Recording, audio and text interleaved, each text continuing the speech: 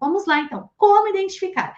O DSM nos traz 4 critérios diagnósticos principais. Ele separa como A, B, C, D, né? A, B, C e D. Esses critérios, cada um deles tem os seus sintomas, né? Tem os seus sintomas bases. Então, por exemplo, vamos lá.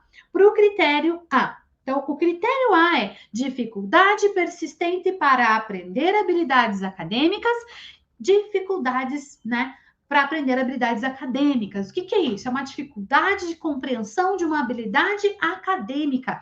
Essa habilidade acadêmica a gente só vai identificar no período de escolarização. E olha ali, ó, dificuldades persistentes. O que são dificuldades persistentes para o DSM? É a presença dessa dificuldade na vida do sujeito, atrapalhando o sujeito, causando prejuízo por, no mínimo, 6 meses. Por quê? Porque o transtorno, ele não é um transtorno para uma coisa momentânea. Ele não é uma coisa momentânea. Ele vai estar relacionado aí, no mínimo, 6 meses. Ele tem que estar presente, persistente, causando prejuízo para o sujeito.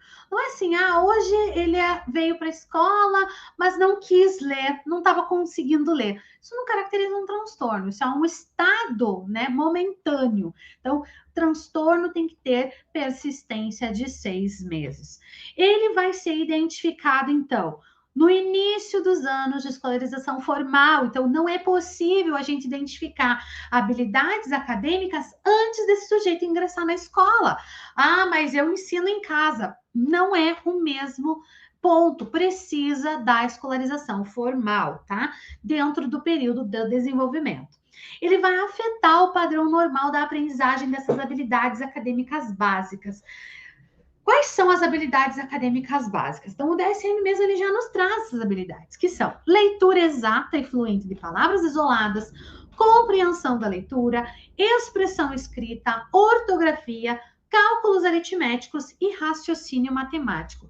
Então, essas habilidades, elas estão relacionadas com 3 domínios acadêmicos básicos: leitura, escrita e matemática. Então, estas são as habilidades acadêmicas básicas nas quais o transtorno específico de aprendizagem vai trazer principal prejuízo. Ainda no critério A, não vai constituir na falta de oportunidade de aprendizagem ou educação escolar inadequada. O que isso quer dizer? Isso quer dizer que um transtorno ele não pode ser reflexo de alguém que não teve a oportunidade de se escolarizar. Por exemplo, né, a minha avó, ela tem 84 anos e ela não foi para a escola. Então, hoje ela é uma semi-analfabeta, né? Ela sabe ali fazer o nome dela, algumas continhas, né, para escrever algumas coisas, mas ela é uma semi-analfabeta. Ela não teve oportunidade de se escolarizar. Então, ela não se adequa, ela não se encaixa no critério de um transtorno específico de aprendizagem.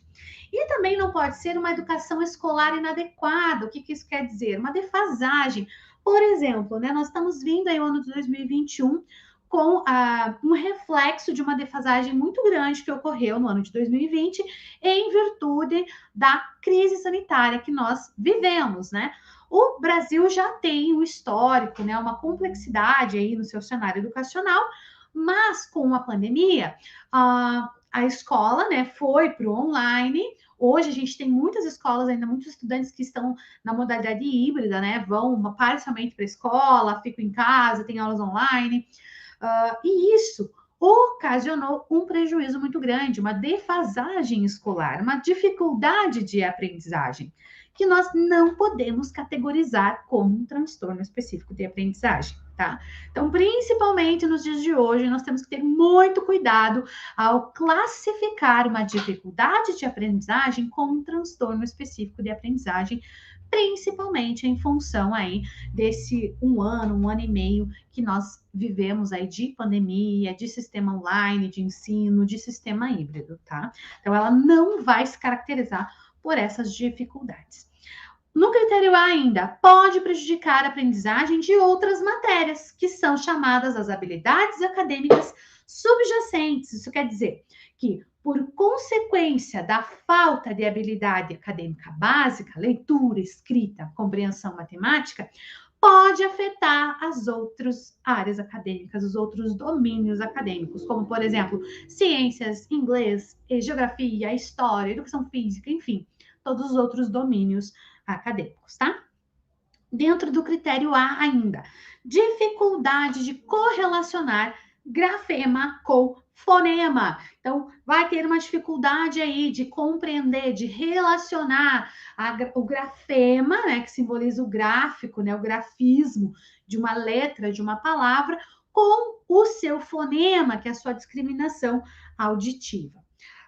Os sintomas clínicos ainda podem ser observados como, né? Eles vão ser investigados por entrevista clínica, relatórios escolares, escalas classificatórias, descrições em avaliações educacionais e ou psicológicas prévias. Então, vejam como é uma base qualitativa de observação, né? Relatórios, documentos escolares, escalas. Então, aqui no critério A, a gente vai analisar muito de maneira qualitativa esse sujeito, tá? Bom, aí nós vamos para o critério B. O critério B, né, vai ter ali como principal critério as habilidades acadêmicas estão substancial e quantitativamente abaixo do esperado para a idade. Então, esse é o critério B. Então, habilidades acadêmicas substancialmente abaixo da média para a idade, né? Abaixo do esperado. E essa idade, gente, correlaciona idade e escolaridade, porque não é só a idade, o desempenho vai estar muito abaixo.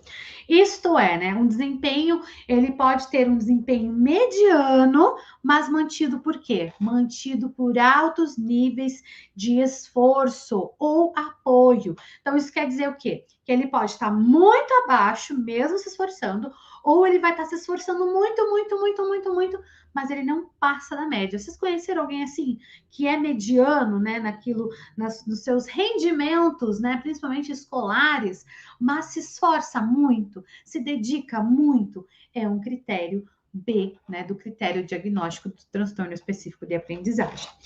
Outra questão, olha como aqui no critério B a gente está falando em desempenho, e o desempenho ele já tem outra métrica, ele já tem outro olhar, ele sai um pouco do qualitativo e ele vem aqui, ó, requer evidências psicométricas resultantes de testes psicométricos administrados individualmente, né, adequado aí para a população, ó, padronizado culturalmente, psicometricamente, padronizado e referenciado. Aqui não tenho que questionar.